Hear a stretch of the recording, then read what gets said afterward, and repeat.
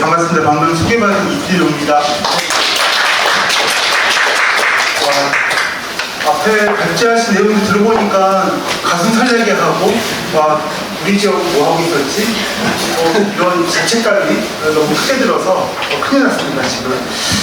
간단히 저를 좀 소개하면 저는 평택시 지도관 발전협의회 교육위원회에서 활동하고 있고요. 그리고 지금 직업은 평택시청 직원은 이제 공무원으로 들어가 있고, 보통 1050 그러죠.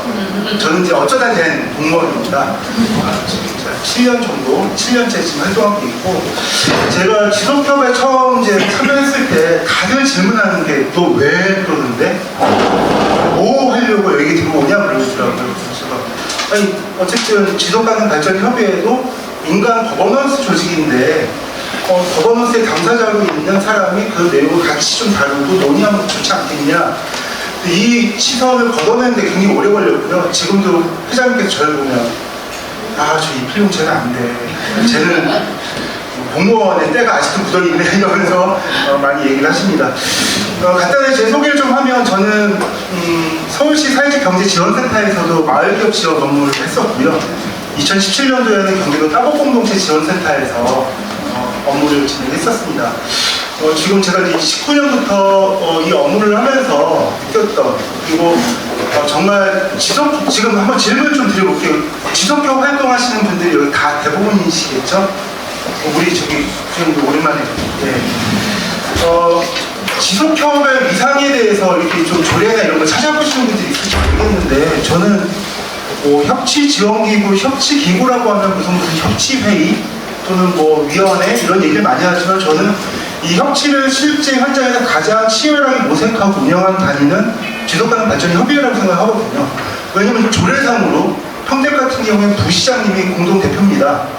공동의장을 하고 있고, 시민사회, 교육지원청, 여러 단위들이 이제 참여하고 있고, 실질적으로 이렇게 공동의장으로 참여하고 있는 구조를 찾아보면 많지 않아요. 민간 구조가 참여하는 구조에서.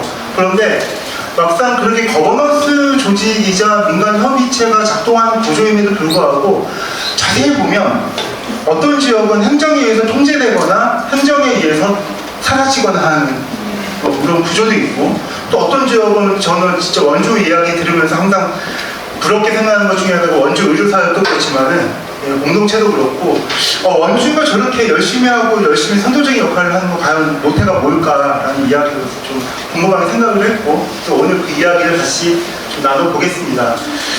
그냥 간단하게 좀 설명드리면, 저는 여기가 변혁적 행동이라는 단어를 먼저 좀 꺼내고 싶어요. 제가 저는 이제 지속적 활동을 하면서 ESD에 대한 부분을 실제로 고민하고 참여한 건 이제 작년 초부터입니다. 재작년부터. 평택에서 이제 지속가능 발전을 위한 강사 양성 과정에 참여했고, 작년에 경기도 또 참여했고, 또 이제 평택시에서 한 2차 과정에 참여하면서 협치지원관으로서 제가 시민교육을 되게 많이 해요. 주민자치의 지원 업무도 하고 있고, 참여예산 교육을 하기 때문에 연간 한 40번 정도 제가 나가가지고 교육을 하죠. 그래서 이제 그런 교육일 때에는 저는 아무 생각 안 하고 나가도 된다, 떠들면 물에 뜰 수 있다라는 생각을 했는데, 막상 다른 지역의 우수사를 놓고 이렇게 보니까 저는 우물안의 개구리였고, 제가 농담삼아서 하는 얘기 중에 하나가 평택시 협치의 걸림돌은 협치지원관 저다라고 얘기를 합니다. 왜냐하면 오랫동안 그 위치에 있게 되면 매너리즘이 빠지거나 자기가 거기에 전문가라고 하는 착각이 빠집니다. 근데 여러 지역의 사례들을 놓고 들으면서 공부하게 되면 도대체 저기는 무엇 때문에 이렇게 작동할 수 있을까라는 원동력을 한번 검토해보고 싶고 찾아보고 싶고, 근데 막상 보면 비슷비슷해요. 거기도 교육하고 있고, 거버넌 조직이 있고, 예산도 저희보다 많은 데도 있고 적은 데도 있지만, 놓고 보면 과연 뭘까? 라고 하는 근본적인 질문을 하게 되거든요. 저는 근데 그 질문을 변혁적 행동을 찾았어요. 이 주제는 ESD 그 발전 전략 로드맵에 보면 나오는 단어인데, 변혁이라는 단어 어떻게 생각하세요? 보통 변혁이라는 단어는 뭔가 시민운동 하시는 분들이 사용하는 것 같은 그런 이야기거든요. 변혁이라고 하는 단어 자체에는 기존 질서를 깨고 새로운 질서를 가져온다라고 하는 굉장히 강한 변화의 내용들이 들어가 있거든요. 근데 그래서 예전에 과거에 학생운동이나 시민운동 하셨던 분들은 변혁운동이라고 얘기를 했습니다. 기존의 낡은 질서를 깨고 새로운 질서를 가져오겠다라고 했던. 근데 지금 지속가능 발전이라고 하는 그리고 ESG라고 하는 주제를 던지는 유엔에서 만든 자료에 물론 이제 번역하는 과정에서 바뀌었겠지만 변혁적 행동이라는 단어가 나오기 시작합니다. 이건 뭐냐 하면 여기 나와 있는 것 같이 우리가 처음에 지속가능 발전이라고 하는 주제를 시민들에게 설명할 때 우리 동네 쓰레기는 어떻게 처리할까? 우리 골목길은 어떻게 하면 더 깨끗해질까라고 하는 환경 관련된 요소를 많이 작품을 했었잖아요. 근데 지금 저희가 지속가능 발전이라는 얘기할 때 그런 얘기 하나요? 조금 더 구체적으로 얘기하죠. 우리가 지속할 수 있는 방안을 만들려면 어떤 방안을 도출해야 될까라고 하는 근본적인 질문을 던지기 시작하는 과정을 넘어갑니다. 이 이야기는 뭐냐 하면 우리가 쓰레기를 치우고 또 처리하는 데 관심을 가질 수 있겠지만 쓰레기를 처리하면 그 자리에 다시 채워지잖아요. 그러면 이 이야기를 청소년들한테 질문하면 뭐라고 대답을 하냐면 그러면 쓰레기를 버릴 수 있는 제도와 환경을 만들어야 되겠죠? 라고 얘기를 해요. 제가 직접 청소년들한테 참여해서 교육을 할 때 문제 해결 과정을 얘기하는 그런 얘기를 하거든요. 자, 그러면 음식물 쓰레기를 줄이는 게 빠른 거냐 아니면 그래서 그거에 따르는 문제들을 해결하는 게 중요한 거냐라고 하면 아이들은 근본적인 질문을 하기 시작합니다. 아이들과 할 수 있는 근본적인 질문은 우리가 할 수 있는 거죠. 그래서 저는 그러한 이야기들을 할 때 복합적인 다양한 위기의 해결 도구와 방법들을 찾는 게 이 변혁적인 행동에 들어갈 수 있는 요소라고 생각을 하는 거고요. 그래서 그런 것들은 단순히 사회적, 문화적, 정서적인 측면뿐만 아니라 제도까지 이유를 아우르는 그런 이야기들이 나와야 되는 거고, 그래서 그걸 지역사회 차원에서 실천을 가속할 수 있는 방법이 저는 이제 변혁적 행동이라고 생각을 하는데, 근데 저는 질문을 던지고 싶은 거예요. 우리 안양에서 굉장히 오랫동안 그런 교육체계를 만들고 있고 또 평택은 잠시 후에 보겠지만 8년 동안 수천 명의 지속가능 대학을 운영하면서 교육생들을 배출하고 있고 저희만 하는 거 아니죠. 어느 지역 가면 민주시민 교육을 하고 어느 지역 가면 마을공동체 교육도 하고 또 주민자치회나 아니면 뭐 여러 가지 단위에서 우리 읍면동을 어떻게 바꿀까라고 하는 자치계획도 수립하고 온갖 교육들이 난무하는데 우리가 생각할 때 5년 전에 우리 지역과 지금의 우리 지역은 과연 어떤 변화가 있을까라는 얘기를 던져보면 답답하죠. 뭔가 열심히 하긴 했는데 오직 우리가 더 안에 잘못 좀 잘 실천을 덜 했을까라고 하는 이야기 나오는 거예요. 그럼 이제 그거를 우리가 어떻게 풀어야 될지에 대한 이야기를 저는 오늘 나누고 싶어서 왔습니다. 자, 우리 이제 앞에서 사례들 워낙 많이 나와서 이거는 뭐 그냥 자료를 한번 나중에 찾아보시면 될 것 같고요. 이제 저는 가장 좋아하던 지역이 당진이었어요. 왜냐면 당진은 아시겠지만 우수 사례를 많이 나왔지만 당진은 시장님께서 이 문제가 쟁점이 생겨서 부서가 칸막이 때문에 작동을 안 하면 관련된 부서 다 모아가지고 TF 운영해라고. 이건 한 번 해본 사례가 없어요. 평택도 한번 해보려고 했다가 네가 감히?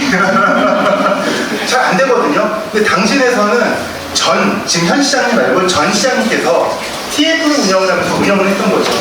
그 같이 공부했던 그 당진시 보건 관련된 팀장님께서 그 얘기를 해요. 직원들은 죽습니다. 근데 어디서 많이 들어보지 않았나요? 대통령께서 얘기하셨죠. 네. 적극적으로 직원들이 움직이면서 TF를 운영을 하니까 성과가 나오기 시작하는 거예요. 그리고 그 성과는 지속가능 발전이라는 주제와 연결해서 굉장히 다양한 실천 과제를 만들어냈고요. 혹시 주민자치와 관련해서 관심 있는 분들은 당신지 사례 한번 찾아보세요.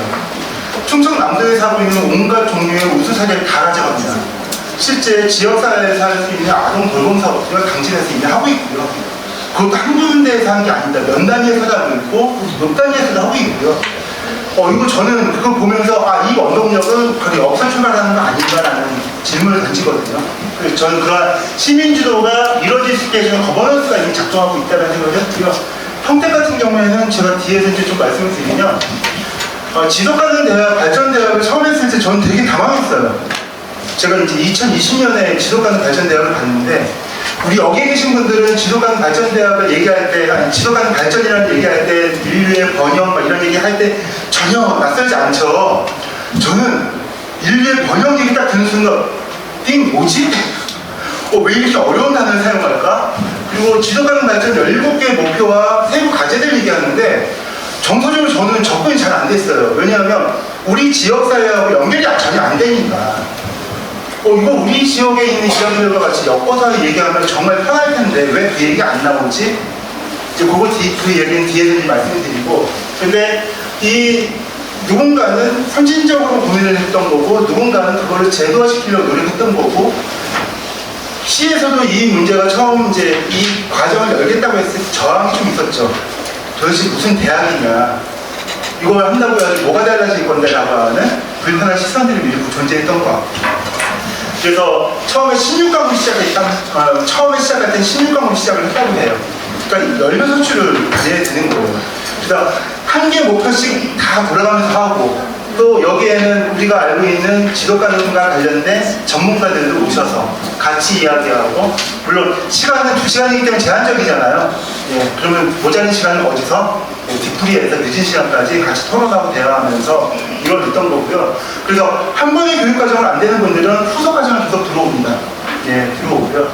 그 다음에 여기 이제 보면 주인의식 기반 참여형 교육이라고 해서 이제 나와 있는데, 작년하고 재작년부터 어떤 교육과정들이 만들어졌냐면, 평생교육센터를 통해서 평생교육센터 주관하는 프로그램의 지도가능 발전과 관련된, 그러니까 이제 정확하게 얘기하면 EST 관련된 교육과정들이 개설이 되기 시작합니다.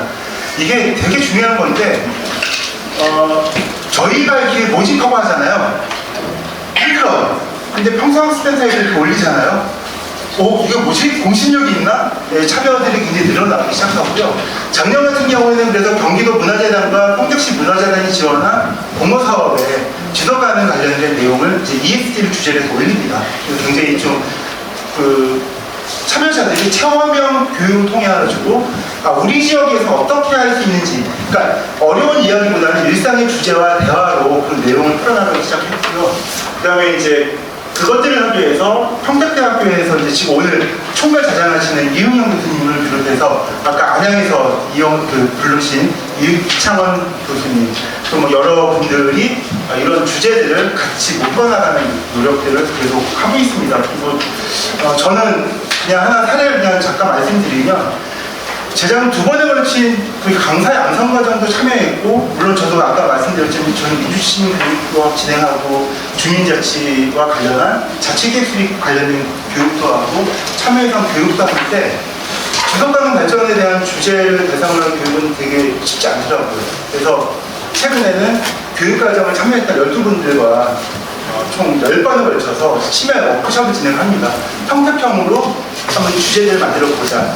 그 경기도에서 그 개발 보고서 만들었잖아요. 초등학교, 중학교를. 그래서 그 주제를 평택의 초등학생과 중학생 그리고 성인을 대상으로 하는 주제를 뽑아내보자라고 해서 진행을 하고 있는데, 처음에 걱정 많이 했는데 역시 우리 지역사회의 변화를 어떻게 추동하려고 하는지에 대한 고민을 갖고 계신 분들의 에너지는 대단하더라고요. 그래서 2번 했고 2번 했는데 피드백도 굉장히 원활하게 잘 되고 있고, 기존의 교육과정보다 훨씬 더 재밌게 진행하고 있는 것 같아서 잠깐 자랑했습니다. 자, 통영은 셀렉트라서 이거 검색하면 잘 안 나와요. 예, 근데 통영시 지도가능 발전 협의에 들어가면 자세히 자료 나오는데, 저는 이 내용을 학교 정규교육과정과 체험형 교육이 정말 보조를 잘 맞춰서 만들었고, 저는 이거는 굉장히 좀 중요한 우수 사례라고 얘기할 수 있을 것 같고요. 자세한 내용을 직접 들어가서 보시면 더 좋을 것 같고요. 강진 아까 말씀드렸고, 예, 도봉도 되게 재미있는 과정인데 제가 희망했던 사항입니다. 어떤 내용이냐면, 교육을 받으면 대부분 통상 어디 활동할 곳을 만들어주지 않으면 그냥 사문화되죠. 그리고 완장만 계속 늘어납니다. 무슨 교육과정도 했다고. 근데 여기는 그 과정들을 선순환 구조로 해서 활동을 만들어내서 매개체를 연결해주는 상황이고요. 도봉이 지금 구청장님이 바뀌셔서 좀 어려움이 있지만은, 도봉은 서울에서도 가장 오랜 마을운동체 기반 활동이 숙성되어 있는 지역이고, 또 그 원동력은 여기서 나오는 게 아닌가. 그래서 주민연구회도 운영하고 있고, 마을 봉사단도 운영을 하고, 그 다음에 지역의 다양한 우수 사례를 아카이빙하면서 지역사회가 같이 긴밀하게 협조하는 구조를 만들어 나갑니다. 자, 저는 이제 그래서 말씀드리고 싶은 게 4가지 축으로 좀 말씀을 좀 드리고 싶은데, 거버넌스 사실 되게 어렵죠. 왜냐면 국내에서 거버넌스 가장 열심히 했다고 하는 지역이 이제 서울 같은 경우에 2013년도 박원순 시장 이후에 10년 만에 12년 만에 기존 체계가 뭐 좀 그냥 단적으로 얘기하면 와야겠죠.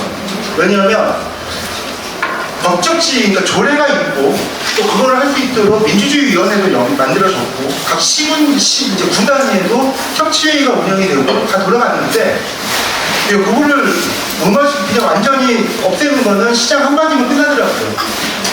군본도 계시죠. 군본도 백인위원회 있고 여러 가지 조례에 근거하는 단위가 있는데 시장님이 안 하겠다고 하니까 조례가 분명히 있고 강행조항으로 돼 있는데도 동작을 안 합니다. 자, 그러면 이걸 동작할 수 있게 해주는 힘을 가는 뭘까요? 시민력이죠. 시민들이 정말 누군가가 강요한 것들이 아니라 우리 지역에 필요한 요구와 필요를 본인들이 직접적으로 강제할 수 있는 힘을 만들어내는 게 저는 가장 중요하다고 생각을 하거든요. 예를 들면 어제 미국에서 ICE가 억압적인 방식으로 사람을 살인하면서 그 불법 이민자를 체포한다고 했잖아요. 지역에 계신 70대, 80대 어르신들이 ICE 지역 사무소를 직접 찾아가서 14시간에 걸친 농성을 합니다. 법적으로 당신에게 처벌될 수 있어요. 큰일 납니다. 우리가 연행할 거예요. 라고 했는데 그분들은 당당하게 얘기합니다. 너희들이 우리를 연행할 수 있는 법적 근거는 없다. 그러니까 정확하게 얘기하면서 그분이 14시간에 걸친 저항을 하거든요. 그러니까 그분들이 이제 시간이 있고 하니까 이제 스스로 돌아가셨어요, 지금. 이거는 시민들의 힘에 의해서 깨어있는 어떠한 노력이 아니면 할 수 없는 거잖아요. 근데 이게 조례가 만들어졌다고 해서 협치회의가 만들어졌다고 해서 어떤 제도가 만들어졌다고 해서 되는 건 아니에요. 결국은 여기에 참여하는 당사자로서 시민들은 어떠한 생각과 어떠한 지식기반을 갖고 가느냐가 굉장히 중요한 거겠죠. 단순히 초대받아서 들어가는 시민력의 힘은 제한적일 수밖에 없어요. 왜? 회의록 다 누가 씁니까? 행정이 만들어주잖아요. 그리고 회의 시간 2시간, 1시간 10분 넘어가면 난리 나죠. 나 빨리 가야 되는데. 그러니까 협치나 실질적인 거버넌스 조직이 되려면 그러한 요소들은 굉장히 지양을 해야 되는데 거버넌스 조직이라고 하면서 들어온 분들은 그런 생각 안 하죠. 그리고 누군가 만들어준 거에 대해서 그냥 따라가는 수동적인 방식을 따르는 거고 그래서 6만원 회의상 들어오면 되게 좋아하고 근데 무엇이 논의되고 어떤 결정인지에 대해서는 관심 없는 그런 요소들은 결국은 이것들을 바탕으로 가지 않으면 안 된다는 생각이 드는 거고요. 그래서 우리 여러 선생님도 혹시 관심 있게 들으셨는지 모르겠지만 지금 행안부에서 민주시민교육법 하고요. 그 다음에 시민사회기본법, 그 다음에 동의활동 지원 관련된 3법에 대한 입법체계에 지금 논의하고 있는 거 아시죠? 근데 이 내용이 왜 필요하냐면 이 부분 때문에 그렇습니다. 여기 있는 것들은. 즉, 선제적으로 어떤 내용을 만들어내는 것도 중요하지만 요즘에 시민사회단체가 가장 이구동성 얘기하는 거 우리 인재 없다는 얘기 많이 하죠. 30대, 20대 활동가 없죠. 주로 제가 이제 안양에 계신 저도 이제 안양에서 활동하고 있지만 말씀드리면 단체 갔더니 정기총회 가는데 평균 연령 60세 뭐 이렇게 저는 평균 연령을 좀 낮춘 역할을 하는 사람인데 다 마찬가지거든요. 그거는 이 부분을 어떻게 우리가 제도적으로 모색하고 만들까의 관점이에요. 협치라고 하는 거는 내가 가서 참여하는 것이 있지만은 내가 아닌 다른 사람도 어떻게 거기에 등장시킬 것인가라고 하는 고민이 따라야 되거든요.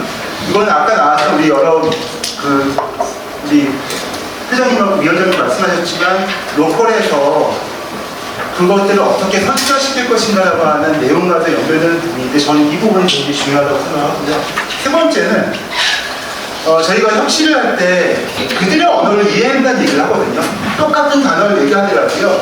어떤 단체에서 얘기하는 단어와 개념이 시민사회도 다릅니다. 범주가 달라요. 근데 이거를 행정의 관점을 갖고 가잖아요. 외계요. 똑같이 단어를 얘기하지만 다릅니다. 그래서 항상 회의록을 작성하고도 나중에 가가지고 이 해석을 어떻게 하냐에 따라가지고 다툼이 생기거든요. 근데 저 3번은 이런 거예요. 그렇다고 한다면 우리가 많이 경험하시겠지만 우리 삼진지 견학 많이 하죠. 자료를 많이 보시고 여기 계신 분들 아마 집에 아니면 노트북이나 PC에 보면 선진 사례 수십 개씩은 다 있지 않을까요? 근데 그 선진 사례가 우리 지역에 오면 될까요? 잘 안 됩니다. 실제로 그래요. 제가 그 경기도에서 만든 개발 보고서를 이용해가지고 물과 관련된 주제를 가지고 저희 조별 모임을 할 때 그 자료에 있는 사례들은 굉장히 좋아요. 물을 하나 예를 들면 청바지를 하나 정하기 위해서는 얼마만큼 물이 필요해라고 하는데 산술적으로 잘 와닿지 않습니다. 근데 우리 이런 얘기 할 수 있죠. 청소년들이 편의점에서 라면 잘 먹어요. 근데 그 라면을 그냥 버리고 한단 말이죠. 그럼 그 라면 국물 하나 정하기 위해서 얼마만큼 물이 필요할까라는 이야기. 그리고 평택은 특히 물과 관련된 이슈들이 굉장히 많은 지역입니다. 삼성전자가 공업용수 배출하는데 평균 온도 8도 정도 높인 물을 배출하겠다라고 해가지고 또 그렇게 하고 있고요. 그 다음에 용인으로 들어가는 공업용수를 평택에 있는 삼성보험역에서 끌어가겠다라고 해서 난리가 났었거든요. 근데 저희 시장님께서 이거는 그냥 들어주세요. 시장님께서 평택의 발전을 위해서 그 정도는 양보할 수 있다라고 하셨지만 평택에 어떤 혜택을 주는지 잘 모르겠어요. 근데 용인 산단에서 하루에 쓰는 수돗물의 그 공업용수의 양이 서울시민 35%가 사용하는 물의 양이거든요. 이거를 반도체를 만들기 위해서 사용하는 건데 그러면 그 물을 어디서 갖고 올 거며 어떻게 제약을 할 것인지 이건 로컬에서 할 수 있는 얘기거든요. 그런 이야기들은. 그래서 그런 부분들이 저는 나와야 되는데 그러려면 거버넌스의 차원에서 말씀드리면 그러면 그 지역의 이슈는 무엇인지에 대한 로컬라이징이 돼야 되는 거예요. 저희가 서울시에 있는 유창복 선배나 아니면 수원시에 있는 협치 관련된 분들이 여러 모시고 강연도 듣고 원주도 저희는 이제 지도법은 아니었지만 여러 사례 듣고 얘기하거든요. 네, 그냥 끄덕거리고 집에 가면 끝이에요. 그러면 결국은 그 주제를 우리 지역의 이야기로 사주에 우리 지난 12월 때 모셨거든요. 그래서 저희도 평택에서도 이제 운전동에서 지도가는 발전하자.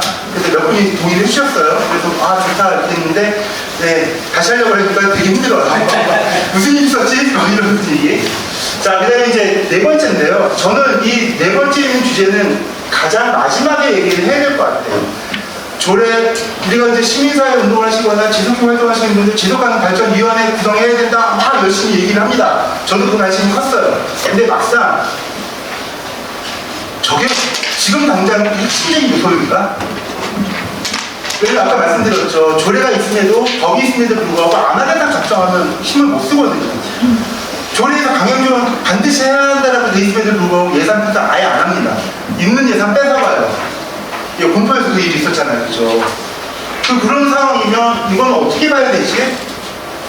이거보다 더 강력한 건 뭘까?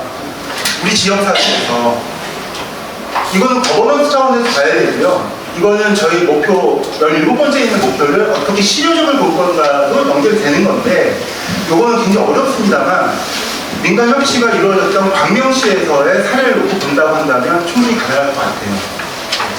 너무 많이 좀 얘기했습니다만 자, 그래서 민간 협치는 저희가 옛날에 이런 얘기 많이 했습니다. 지원을 하되 간섭하지 말자. 예, 전 이거 쓰면서도 되게 부끄러웠어요. 왜냐면 불가능한 얘기거든요. 실제로 민간 협치가 이루어지는 99% 플러스 1%까지 주관은 누가 하죠? 행정이 합니다. 왜냐하면 행정은 그 업무를 당사자로 하는 기본 베이스를 갖고 가기 때문에 그렇습니다.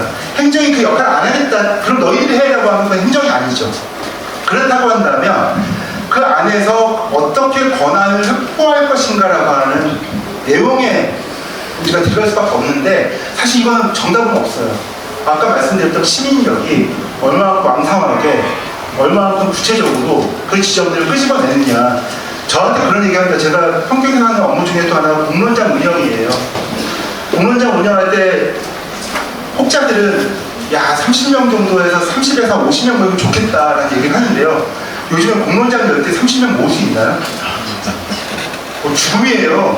수원시에서도 제가 제 작년에 그 마을공동체 관련된 간담회 그 공론장 갔는데 다 우리 10년 전, 20년, 15년 전에 됐던 누님들, 형님들 오셨거든요. 딱 17명. 수원에서도. 30명 모으기 굉장히 어렵습니다. 근데 행정에서 뭐 했는지 아세요? 야, 한 25명, 30명 모으면 정말 좋겠는데 라고 얘기해요. 왜냐면 성과 측정의 방식이 그렇기 때문에. 근데 제가 말씀드리죠. 그래서 그렇게 하려고 하니까 자꾸 자극하는 거예요. 좀 주제 좀 바꾸자, 하는 거 이렇게 바꾸자라는 얘기를 많이 꺼냅니다. 근데 그게 핵심 아니죠. 그러면 결국은 그거에 맞는 화답의 우리의 논리는 과연 무엇이고 그것들을 대체할 수 있는 우리의 무기는 무엇인지를 한번 고민을 해봐야 될 것 같아요. 자, 그 이야기. 자, 시민사회는 그래서 아까 처음에 말씀드렸던 것 같이 시민력이라고 하는 전제가 빨리려고 한다면 기존에 만들어진 프레임에 그냥 발을 딛고 올라가는 이렇게 딱 올라가는 정도만은 부족한다고 생각을 합니다.